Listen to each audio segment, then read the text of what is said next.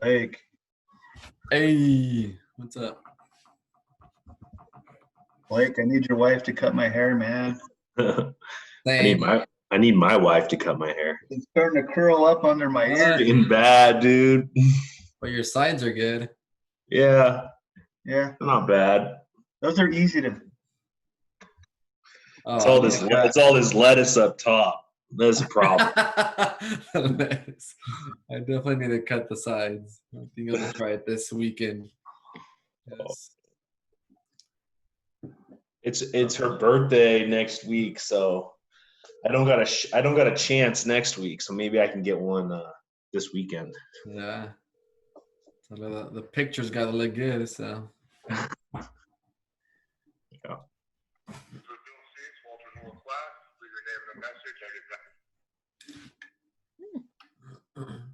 Who's that? Jerry. Hey, What's up?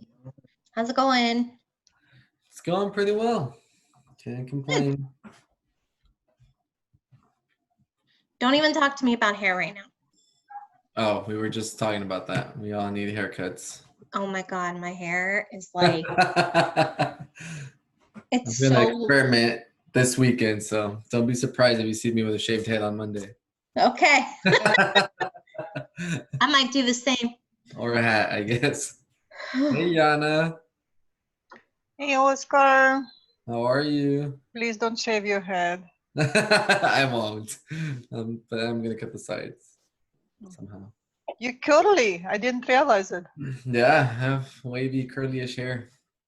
Used to have curly hair as a kid, as a baby. Cute.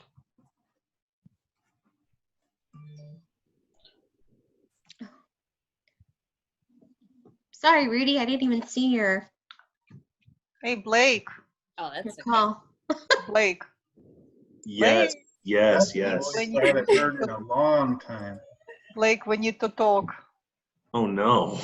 About what? Oh, I think she's breaking up with you. Yeah. Huh?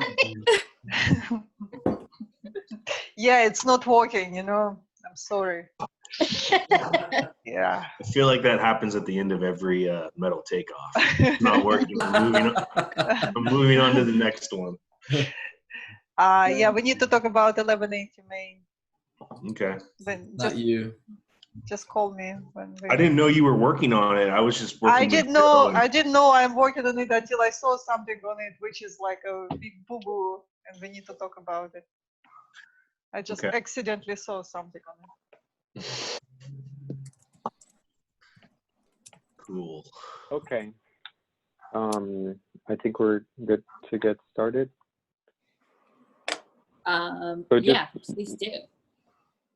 Okay, so just a quick note, everybody. This presentation is going to be, I'm not going to sprinkle any sort of groundbreaking, innovative knowledge. It's mostly geared for people who are new to the company. So it's actually going to be kind of a little bit of a shorter presentation than the initial one, because this time I'm only going to be discussing two topics. So with that said, let me just share my screen.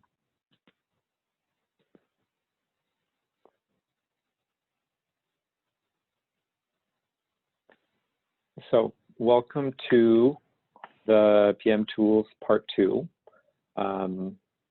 As I mentioned, Part 1 was a little bit more, well, this was originally Part 1, but then I switched it because the other Part 2 was a bit more interesting. So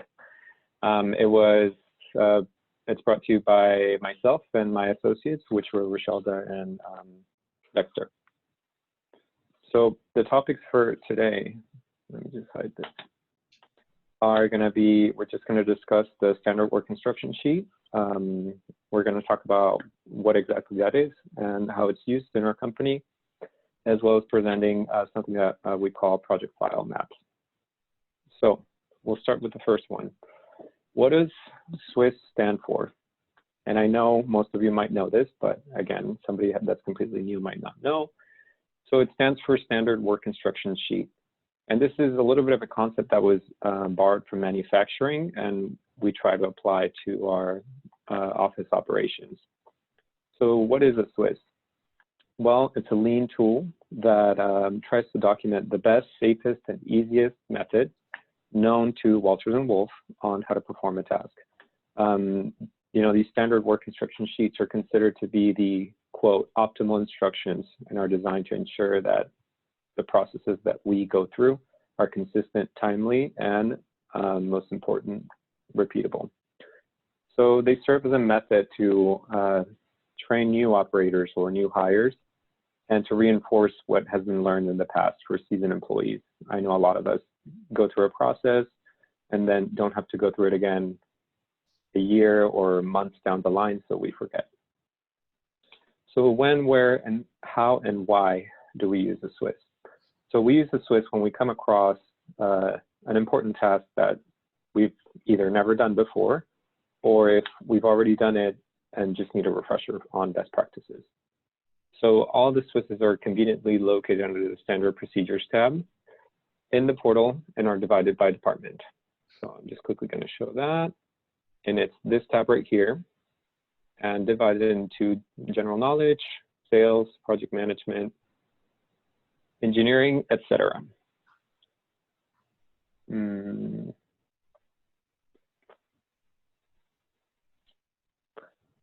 So we talked about that. So basically, the way that you do it is that you find the topic that you're looking for, you click on it, and you follow the steps listed there. So I actually made a little example to show you how a SWIS looks and how you should follow it. So we have the standard template, standard work instruction sheet. We name the process. In this instance, we did brewing fresh coffee. And basically, we want to be, the purpose of this SWIS is to be as descriptive and as illustrative as possible. And we kind of assume that after reading the SWIS, you'll know exactly how to perform the task in the safest and most efficient way. So it's in a sequential format in a sort of finish to start. So you list the work description. In this case, you prepare your ingredients, you measure the water, coffee beans, you add some key points or tips. So in this case, I added what the ideal rationing should be, ratio for water to grounds.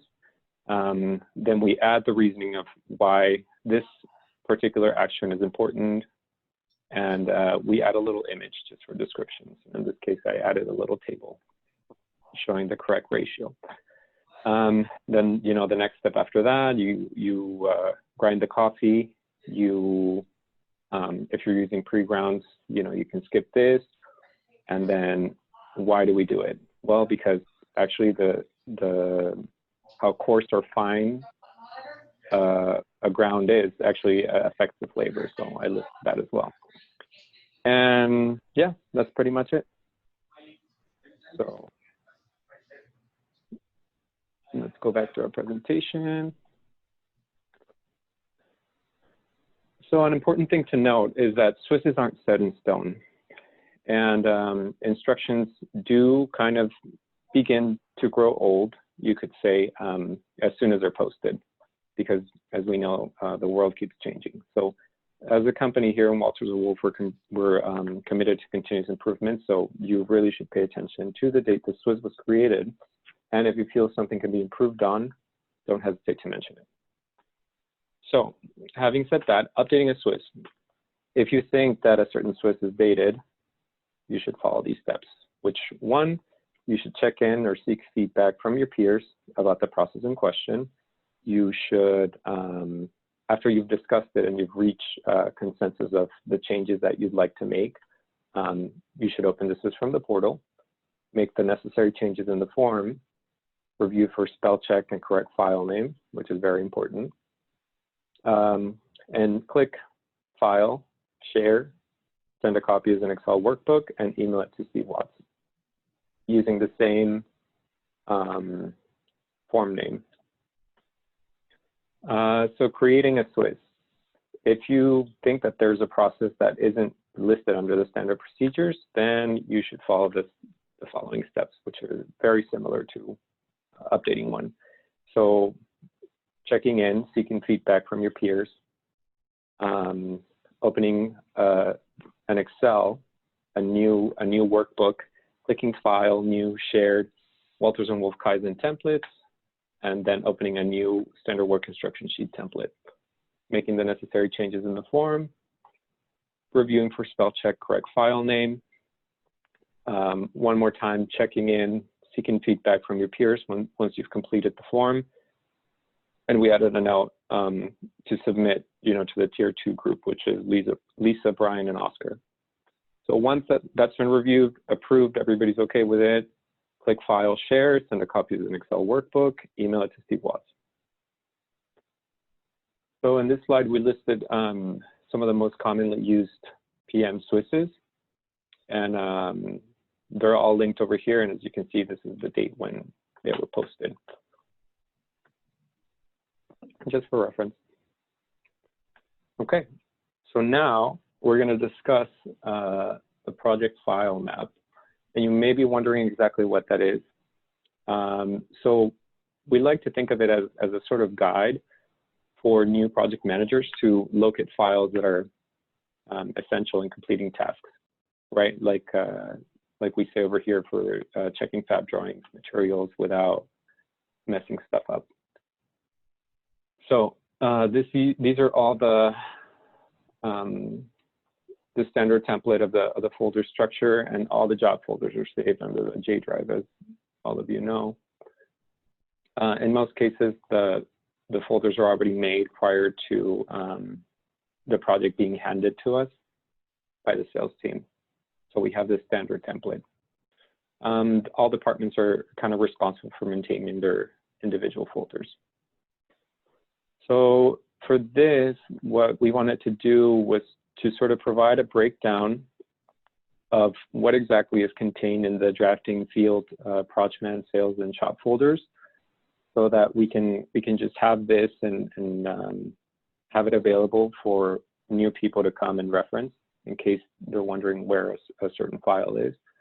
And we actually tried to color code them or categorize them in, we live in this folder, or we use the files in this folder in the beginning, middle, and the end. So feel free to offer any feedback, after this presentation is over. If you think any of these files, if you say like, oh, I use, I don't know, the Jumpstart calcs very early, or I use this, I look at this all the time early in the process. So these are kind of the most commonly looked at files in each folder in the beginning of the project. So we spend a lot of time looking at the highlighted scope. We spend a lot of time looking at the different vendor quotes on the sales folder. In the project manager, once you get once the project is handed to you and you're past that very initial phase of the project, and you start looking at or working more in the executed change orders, the RFIs, the submittals, the materials is a very big one. The subcontract folders and the warranty, we kind of listed it towards the end. So in the drafting as well, a lot of times in the architecturals, yeah. And then towards the middle, we spend a lot of time in this folder for the fabs. The field palette schedule in the beginning, essential, as well as the leave out info. And then once you get going on your project, the QC forms. Okay. One last thing that we want to talk about is the project archive folder. So we would like for the most current files to be saved under the main folder. And we should do a little bit of cleaning, because having old or outdated documents leads to confusion. So in this instance, I have a bunch of progress that are saved under my PDF folder. And what you do is basically just you can do it yourself. Create an archive folder, highlight everything that's old, move it to there, and just keep the most up-to-date file. So in summary, the standard work instruction sheet, are the optimal instructions, and they're there to ensure that the processes are consistent, timely, repeatable. And the project file maps are just, helpful for project managers to easily locate files that are necessary to complete their tasks without, getting lost in the server and messing up other people's files. That's it. Any questions or comments? Good job. I like it. Nice. I have 2 comments Yes. or questions. Number 1, is there any way you can list where you can find a blank SWIS form? Oh yeah. I think I might have just breezed through it. So a blank SWIS form is actually found. You open up Excel, and you just click on New Shared Templates, Oh, Cultures and Wolf Kaizen. Yeah, that's right here. So open up an Excel, you click File, New, Shared, WW Kaizen Templates, Standard Work Instruction Sheet, and it should give you a blank. okay, perfect. And then my other just thing was on your file map. You might want to just consider putting your legend of color coding on each slide, just so people can refer back to it. Yeah, you're right. You're right. Maybe beginning should be green because it's like, go. Oh yeah, like green light. Yeah. Yeah, maybe. Okay, that's a good one. Thanks, Jerry. Sure. I had one comment. Anyone else? Just one quick thing. I think if somebody's new to the company and we're describing the standard work instruction sheet, it's good to describe it as the best way we know today. Because we kind of said it's like the best way to do something, but it's just the best way we know today. They should evolve over time. I think you went into that later, but it's a good way to kind of explain it to somebody just so they understand it's designed to be changed, right? Right.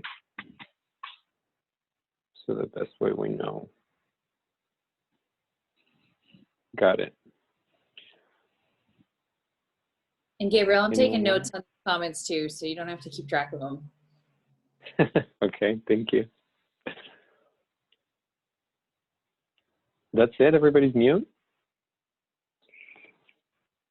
Good job, Gabe. Okay. Good job, Gabe. Nice. Nice I work, like the Gabe. coffee. No. Coffee picks. Thank you guys for your time. Thanks. You have one tip? Can you give us What's just that? one tip? Can we just get one tip? Just one quick tip? For this? Yeah, wasn't this supposed to be like PM tips and tricks number 2? So if you have one tip, just one little thing.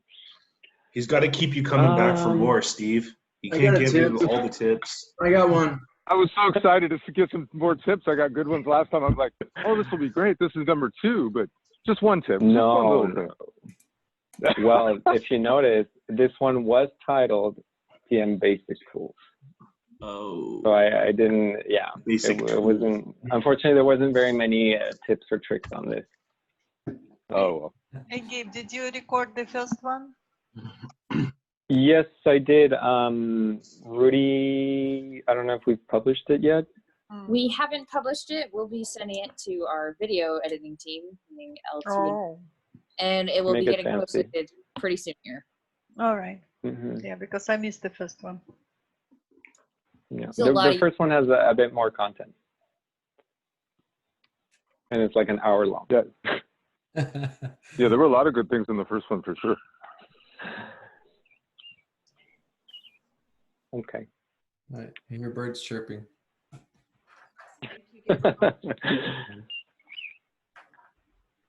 All right. Thanks, Gabe. Thanks, guys. No, thank you guys. Thanks, Gabe. See you. Bye. Blake, call me.